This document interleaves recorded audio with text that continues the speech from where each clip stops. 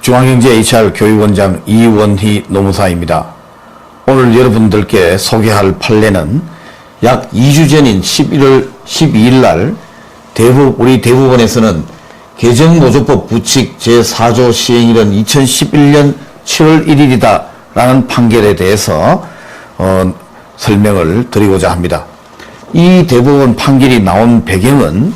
여러분들이 많은 분이 알고 계시다시피 우리나라의 노동조합이 그동안에는 사업장 내 노동조합은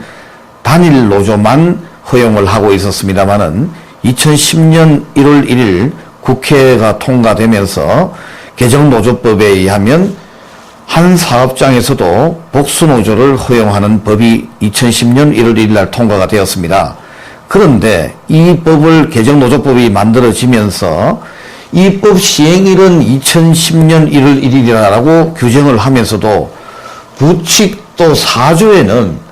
입법 시행일 당시 교섭 중인 노동조합은 입법에 따른 교섭 대표 노동조합으로 본다라고 부칙 4조에 정해놓음으로써 교섭 창구 단일화 시행일은 2011년 7월 1일이고 입법 시행일은 2010년 1월 1일이라고 규정이 되어 있는 그런 관계로 그동안에 많은 복수노조가 있는 사업장에서 혼란을 겪었습니다. 여기서 입법 시행일 당시 단체 교섭 중인 노동조합은 입법에 따른 교섭 대표 노동조합으로 본다라고 했을 때 입법 시행일을 언제로 보느냐에 관한 문제입니다. 만약에 그동안에 고용노동부에서 해석대로 입법 시행일을 2010년 1월 1일로 해석을 한다면 이 2010년 1월 1일 이전부터 단체 교섭을 해왔던 노동조합은 2011년 7월 1일 교섭창구 단일화 시행 일자에도 관계없이 계속적으로 교섭 대표 노동조합으로 본다라고 해석을 하기 때문에 2011년 7월 1일 이후에 새로 신설 노조가 생긴다고 하더라도 교섭권이 박탈되는 그런 결과가 되는 해석이라고 할 수 있습니다. 그러나 이번에 대법원에서 11월 12일 날 선고된 이 판결에 의하면 이 입법 시행일을 그동안에 고용노동부에서 이야기하던 2010년 1월 1일이 아니라 2011년 7월 1일로 본다는 그런 뜻입니다. 만약에 2011년 7월 1일로 해석을 한다면 이 이전에 2011년 7월 1일 이전에 요 기간 동안에 단체 교섭이 진행 중이던 노동조합은 이 2010년 1월 1일 날 이전이 아니기 때문에 입법 시행일을 2011년 7월 1일로 만약에 본다면 입법 시행일 이전부터 단체 교섭을 해왔기 때문에 이 2011년 7월 1일 이전에 교섭 중인 노동조합은 여전히 교섭 대표 노동조합으로서 계속 교섭권을 가진다고 할 수가 있습니다. 따라서 고용노동부에서는 그동안에 2010년 1월 1일을 입법 시행일자로 봤기 때문에 신설 노조의 교섭권을 인정을 하게 됩니다. 왜 그러냐면 이 기간 동안에 기존의 노조가 단체 교섭을 해왔다고 하더라도 2011년 7월 1일 이후에는 새로운 노조가 생길 수 있고 그 노조와 단체 교섭을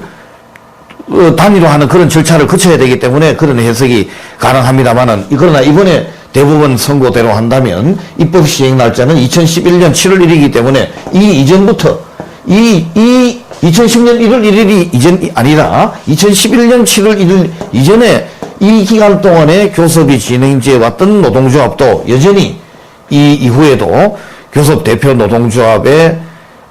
대표권을 가진다라는 그런 판결이라고 할 수 있습니다만은 다만 여기서 이 대법원 선고가 난 판결문을 자세히 읽어보면 입법 부칙 제4조 시행일은 2011년 7월 1일이다 라고 해석을 함으로써 해석만 했지 교섭 대표 노동조합이라는 표현을 사용하지 않고 있습니다. 따라서 그 의미는 2011년 7월 1일 이전에 교섭이 진행되어 왔던 그런 노동조합은 2011년 7월 1일 이후에도 교섭 대표 노동조합이 바로 된다는 뜻이 아니고 교섭 창구 단일화를 거치지 않고 계속 교섭을 할 수 있다는 의미로 해석이 됩니다. 따라서 지금 이번에 11월 12일 날 선고한 대법원 판결은 이 양쪽의 주장을 어느 정도 완화한 그런 해석이라고 판단할 수가 있습니다. 따라서 이 대법원 판결대로 의한다면 2011년 7월 1일 이후에 새로 생긴 노동조합도 이 기존의 노동조합이 단체 교섭을 할 수 있는 교섭 권한을 가지는 것과 별개로 여전히 교섭창구 단일화를 거쳐서 단체 교섭권을 계속 진행할 수 있다라고 해석을 할 수 있습니다.